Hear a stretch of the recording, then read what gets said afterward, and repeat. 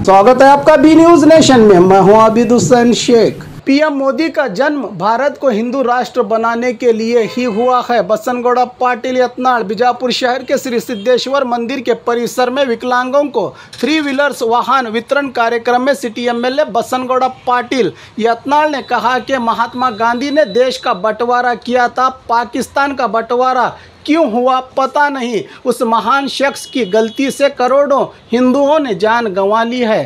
पाक आक्रामित कश्मीर पीओके जल्द भारत का हिस्सा बनेगा, ये सब मोदी के रहते ही होगा। मोदी का जन्म हिंदू राष्ट्र निर्माण के लिए हुआ है, कहा बसनगौड़ा पाटिल ने।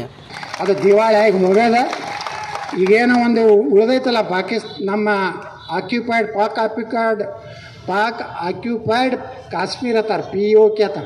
ಅದೇನು ಮ್ಯಾಗಿನ ಸ್ವಲ್ಪ ಕಳಸ ಇದಾಗೈತಲ್ಲ, ಸ್ವಲ್ಪ ದಿವಸ ತಡೀರಿ, ಅದನ್ನು ಹೊಡೆದು ತೊಗೊಳ್ತಾರೆ. ಪೂರ್ತಿ ಭಾರತದ ಮ್ಯಾಪ್ ಏನಿದೆಯಲ್ಲ ಅದನ್ನು ನಮ್ಮ ಪ್ರಧಾನಮಂತ್ರಿ ಮಾಡ್ತಾರೆ. ಅದು ಕಾಲ ಬಂದದ, ಅದಕ್ಕೆಲ್ಲ ರೆಡಿ ಇಟ್ಟಾರೆ. ಅಟೆನ್ಷನ್ ಐತಿ. ಯಾವ ಡಮ್ ಹತ್ತದ ಗೊತ್ತಿಲ್ಲ, ಯಾವಾಗ ಅಖಂಡ ಭಾರತ ಆಗ್ತದೆ ಹಾಗೇ ಆಗ್ತದೆ. ನರೇಂದ್ರ ಮೋದಿ ಹುಟ್ಟಿದ್ದೇ ಈ ದೇಶದನ್ನು ಅಖಂಡ ಭಾರತ ಮಾಡ್ಲಿಕ್ಕೆ. ನರೇಂದ್ರ ಮೋದಿ ಹುಟ್ಟಿದ್ದೇ ಹಿಂದೂ ರಾಷ್ಟ್ರ ಮಾಡಲಿಕ್ಕೆ. ಹಿಂದೂಗಳು ಎಲ್ಲಿ ಹೆಚ್ಚಾದ್ರೆ ಅದು ಹಿಂದೂ ರಾಷ್ಟ್ರ, ಮುಸಲ್ರು ಎಲ್ಲಿ ಹೆಚ್ಚಾದ್ರೆ ಅದು ಪಾಕಿಸ್ತಾನ. ಇದು ಹಿಂಗೆ ಹೊಡೆದು ಕೊಟ್ಟಾನ ಪುಣ್ಯಾತ್ಮ ಮಹಾತ್ಮ ಗಾಂಧಿ. ಪಾಕಿಸ್ತಾನ ಎದಕ್ಕೆ ಹೊಡೆದು ಕೊಟ್ಟೋ ಪುಣ್ಯಾತ್ಮ ಗೊತ್ತಿಲ್ಲ. ಆ ಪುಣ್ಯಾತ್ಮ ಮಾಡಿದ ತಪ್ಪನಿಂದ ಕೋಟ್ಯಾಂತರ ಹಿಂದೂಗಳು ಖಲಾಸ ಆದರು. ಮತ್ತು ಉಪವಾಸ ಕೂತು ನಮ್ಮ ಮಹಾತ್ಮ ಗಾಂಧೀಜಿಯವರು 50 ಕೋಟಿ ರೂಪಾಯಿ ಪಾಕಿಸ್ತಾನಕ್ಕೆ ಕೊಡ್ರಿ ಅಂತೇಳಿ. ಅವಾಗ ನೀವು ಇವರು ನಮ್ಮ ವಲ್ಲಭಭಾಯಿ ಪಟೇಲ್ ಕೊಡೋದಿಲ್ಲ, ಏನು ಮಾಡ್ಕೊಂಡು 50 ಕೋಟಿ ಕೊಡ್ರಿ, ಇನ್ನೊಂದು ಅವ್ರಿಗೆ ಕೊಡ್ರಿ.